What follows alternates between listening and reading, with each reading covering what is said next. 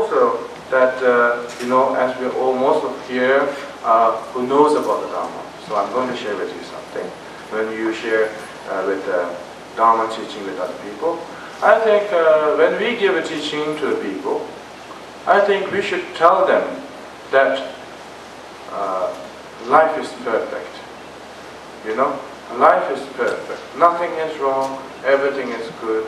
Work is good. Family is good. We just try to support them much as we can. And then make them realize after a while. You can't just push them forward and to tell them, this is samsara, this is that, this is that, this is impermanent. Let's say about impermanent. People talk a lot about impermanent. And people talk a lot about the samsara. And many people believe that samsara is the world, is a samsara. Outside things is a samsara. And many people believe in that. Life and death is a samsara. And then when I was in Korea, I asked a question, where is samsara? What is samsara? And then they said, Rinpoche, the life and the death is a samsara. And then, okay, that's the very small explanation. And then any other, wants to share with me, and then like they said, the world is a samsara. And I said, the world is not samsara. World can give you water, air, and heat, everything, only for different kind of part he can give you, but nothing more than that, But I think there's no samsara outside, I believe. There's no samsara. And then if you ask me, what are you talking about? Your Rinpoche, what are you talking about? You're saying there's no samsara? I will say, yes, of course there is samsara. Samsara is yourself. Yourself is a samsara. Because you're the creator of the samsara, and you're the person who can end the samsara. So you're the one, not really part of yourself. No, just because of the jealousy, ignorance, ego, because of that, you fall into the samsara. Not because of yourself. Because yourself, the real part of yourself, is part of a Buddha nature. But outside of the negative part is part of a jealousy, ignorance, ego, and getting mad and everything, and because of the attachment also. And because of that, we fall into the samsara, and we create the samsara. So please, as I'm sharing with you, I think we should recognize ourselves that ourselves is samsara, and if we can be in control by ourselves, and we can be free from the suffering. So also about the impermanent, I think we don't have to scare about the impermanent. Impermanent is good, I think. Because impermanent can bring you the happiness also. Because the meaning of impermanent is something which it can be, which it changes all the time. That's the meaning of impermanent. Most of the people, when we give teaching about impermanent, they believe, about the life and death, right. You'll never know when you will die. Impermanent means, every time changing is impermanent. Not changing is permanent. And then, of course, many people want to make it very, very, very permanent. I think that's really boring.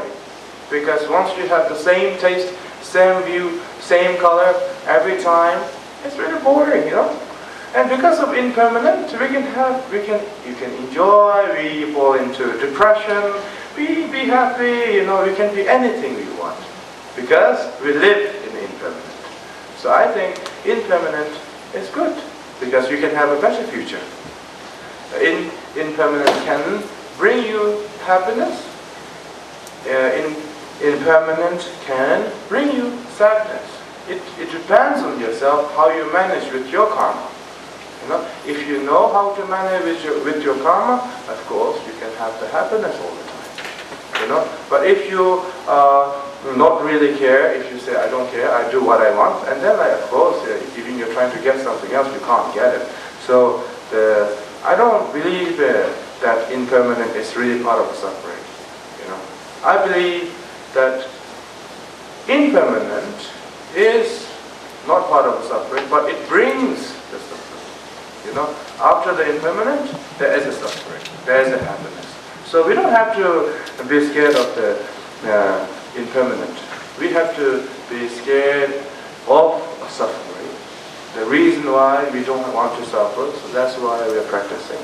And I think that is really important to know, because sometimes, I think of myself that I talk too much. You know, practicing less, talk a lot.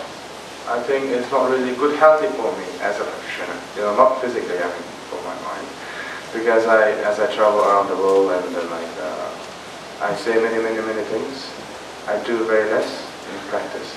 So it's something really missing, you know, very big part of me. And the most important part to know about the Dharma is something we have to do the practice. No practice, no understanding from the Dharma, I believe, you know. Because we think that we can understand from other people, you know, from the many different kind of people when they give speech, when they give teaching. You think you can understand everything what they mean. I don't think so.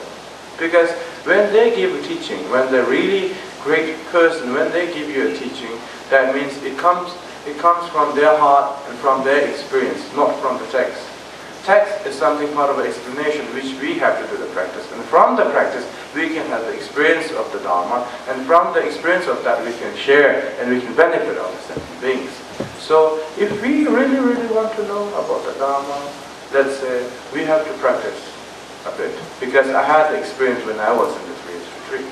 Because if we don't practice, there will be no experience, of course. And no experience, and we cannot benefit the sentient being as you want, you know.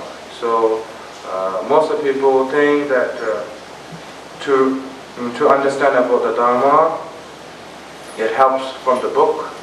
But for the first level of the practitioner, of course, it can be very helpful from the book. But if you really want to practice more and more, I think the practice is the main important part, and finding a teacher with you all the time, that's really important part for yourself.